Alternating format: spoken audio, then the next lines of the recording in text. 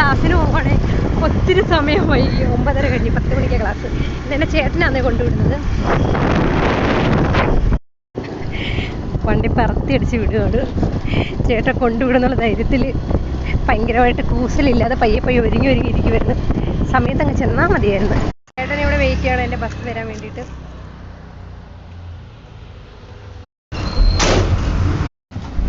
അങ്ങനെ ചേട്ടൻ ടാറ്റ പറഞ്ഞു പോയി. ഞാൻ ബസ്സിലാണ്. ഞാൻ പറഞ്ഞത് വല്ല കുറ്റമുണ്ട്. ഇപ്പം ഞാനാണ് ഫോണ് കണ്ട അവള് പോണ സമയത്ത് മാറ്റി. ആരായാലും കണ്ടോ ഏത് സമയം ഫോണില്ല.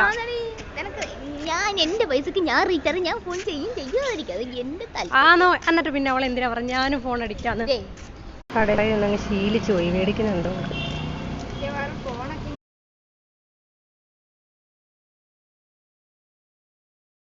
എനിക്കുണ്ട്. അയ്യോ എൻ്റെ തലയിടിച്ച് പെണ്ണ് നീളം കൂടുതലായതുകൊണ്ട് എൻ്റെ കൈയൊന്നും എത്തുന്നില്ല. എന്തായാലും കുഴപ്പമില്ല, നോക്കിക്കോളൂ. ഇങ്ങനെ ചിന്തോ കേസാണ്ട് അടുത്ത ഓടി. ഇതിന് എല്ലാത്തിനും ഈ ഫോൺ ചെവി വെച്ചിട്ട് എന്താ കാണിക്കുന്നതെന്ന് എനിക്കൊന്നും അറിയത്തില്ല. ഞാൻ പിന്നെ വീഡിയോ എടുക്കാൻ വേണ്ടിയിട്ട് ഫോൺ അങ്ങോട്ട് കയ്യിലെടുത്തന്നേ ഉള്ളൂ. ക്ലാസ്സിൽ സാറ് പഠിപ്പിക്കുക.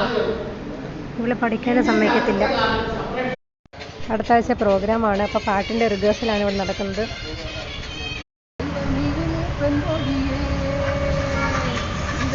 ഗൈസ്, ഉച്ചയ്ക്ക് സാധാരണ ചോറാ തന്നു വിടുന്നത്. എന്താണെന്ന് എനിക്കറിയില്ല. അമ്മ സർപ്രൈസ് ആയിട്ട് എന്തോ വെച്ചിട്ടുണ്ട്. നമുക്ക് നോക്കാമേ. ഓ ഗൈസ്, ചപ്പാത്തി. എനിക്ക് വയ്യ. ചിക്കൻ പൊരിച്ചതൊക്കെ ഉണ്ട്. Thank you mom. ശരത്ത് ചേട്ടനെ അക്ഷരം കൂടെ അങ്ങോട്ട് പോകുന്നത്. ഗൈസ്, വൈകിട്ട് ചേട്ടൻ വിളിക്കാൻ വരാമെന്ന് പറഞ്ഞായിരുന്നു. അപ്പം എന്തുവാ ഞങ്ങളുടെ ശരത്ത് ചേട്ടനാണ് വന്നിട്ടുള്ളത്. എൻ്റെ അനിയത്തിയും കൂടെയുണ്ട്. ആണോ ഗൈസ്, ഞങ്ങൾ ട്രിപ്പിൾ അടിച്ച് പോവാണ്. ഗൈസ്, ഇവിടെ എല്ലാവരും ഭയങ്കര അലപ്പ് ബഹളമാണ്.